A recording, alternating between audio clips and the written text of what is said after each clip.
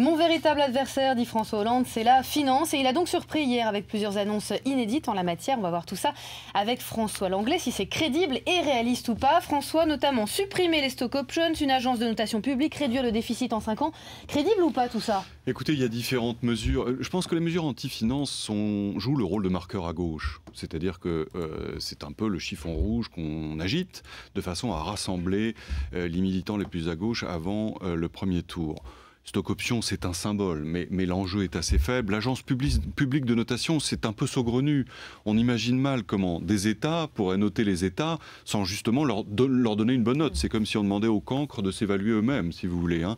Alors, l'objectif de retrouver le niveau d'équilibre budgétaire à 5 ans, ça, pour le coup, ça paraît relativement peu crédible, compte tenu des dépenses qui sont programmées. Il en a annoncé un certain nombre, il y en aura probablement d'autres qui viendront jeudi, compte tenu du fait qu'il maintient le nombre des agents de l'État, donc sans diminuer la structure de la dépense de l'État, et que les augmentations d'impôts sont relativement modérées. Donc on voit mal comment, à croissance relativement faible, c'est probablement ce qui nous attend pour les années qui viennent, on pourrait gagner les 5 points de PIB qui sont nécessaires pour retrouver l'équilibre budgétaire avant 2017. Alors François, ça veut dire qu'il y a quand même des éléments crédibles dans ce qu'a annoncé, ce qu'a commencé à dévoiler François Hollande. Qu'est-ce qu'on doit retenir? Oui, je dirais que, si vous voulez, la relativement bonne surprise, c'est les projets assez modérés en matière de fiscalité.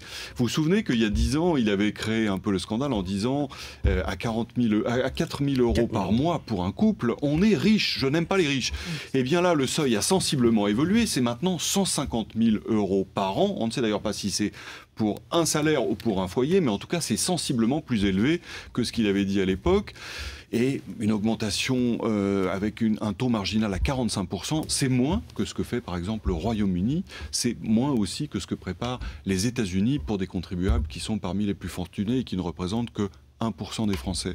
Donc là-dessus, je dirais une approche relativement raisonnable, relativement modérée et qui justifie les effets de manche contre la finance de façon à pouvoir équilibrer sur le plan politique l'offre.